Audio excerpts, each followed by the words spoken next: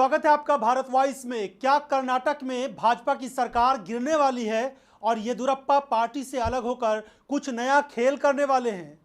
Bharatiya Janata party के सामने इस वक्त कर्नाटक को लेकर बहुत बड़े असमंजस की स्थिति आ गई है। भले ही ये खबर आपको मीडिया में नहीं दिखाई जा रही हो और आपको ये नहीं बताया जा रहा हो कि कर्नाटक को लेकर भारतीय जनता पार्टी के अंदर कितनी खटपट चल रही है।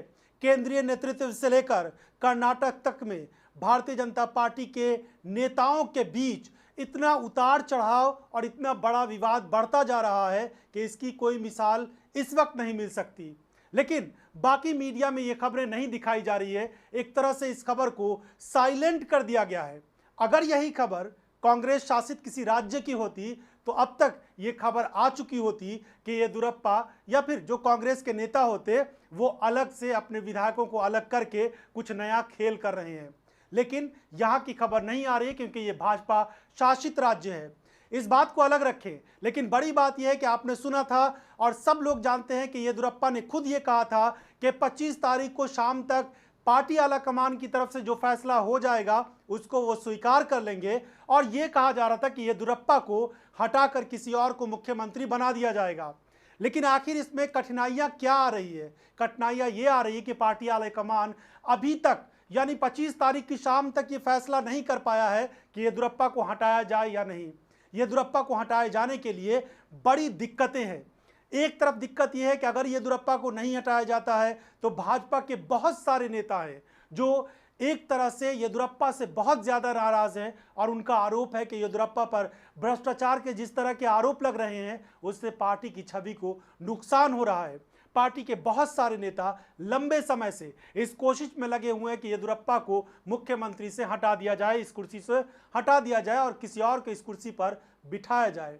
दूसरी तरफ येदियुरप्पा भले ही मीडिया के सामने ये बात कह रहे हों कि पार्टी आला कमान की तरफ से जो भी फैसला आएगा उसको वो स्वीकार करेंगे, लेकिन असलियत यही है कि येदियुरप्पा की खुद मर्जी शायद इस वक्त नहीं है कि वो मुख्यमंत्री की कुर्सी को छोड़े।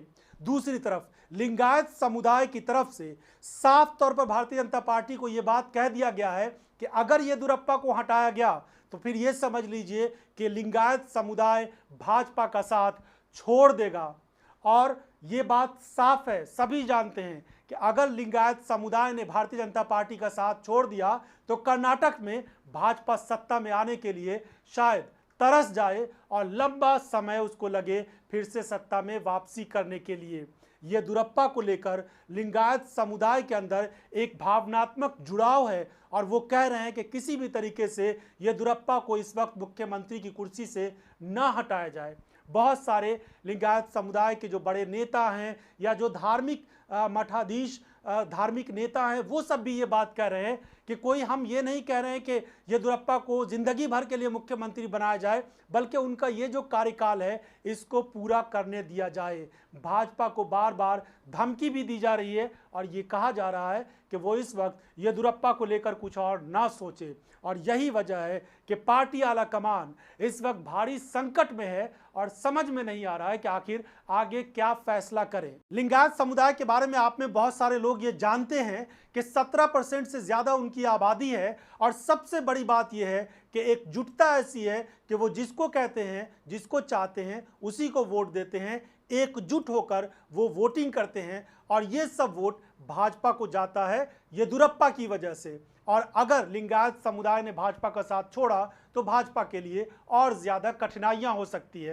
इसके अलावा एक बड़ी बात यह है कि कर्नाटक में रविवार को पूरे कर्नाटक के जो मठाधीश हैं लिंगायत समुदाय के, उन लोगों ने बैठक की और उन्होंने बैठक करके सर्वसम्मति से यह फैसला लिया कि हम सब इस समय में एकजुट रहेंगे और इस बात का विरोध करेंगे कि येदियुरप्पा को मुख्यमंत्री की कुर्सी से हटाया जाए। और वो बार बार ये कह रहे हैं कि अगर हटाया जाएगा येदियुरप्पा को सीएम की कुर्सी से तो इसका अंजाम भुगतने के लिए भाजपा तैयार रहे। मीडिया में जिस तरह की खबरें आ रही है उससे ये बात साफ हो जाती है। जैसे भाजपा ने 2013 में विधानसभा चुनाव में बीएस येदियुरप्पा की मदद से लिंगायत समुदाय का समर्थन हासिल किया था, लेकिन लिंगायत समुदाय उस समय नाराज हो गया जब येदियुरप्पा पर लगे भ्रष्टाचार के आरोपों के चलते भाजपा ने उन्हें पार्टी से निकाल दिया था।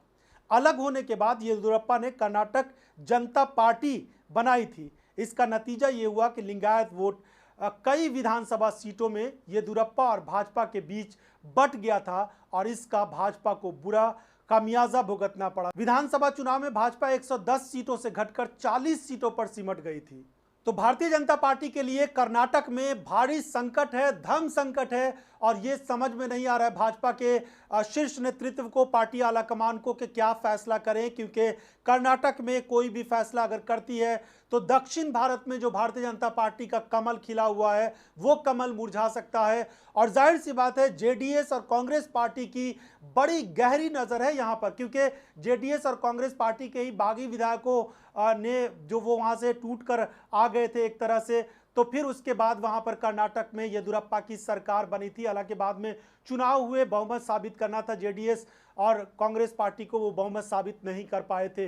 मगर इन सब के बावजूद जेडीएस कांग्रेस की फिर से कोशिश होगी और इस बात पर नजर होगी कि किसी भी तरीके से वहां पर भाजपा को सत्ता से उखाड़ फेंका जाए।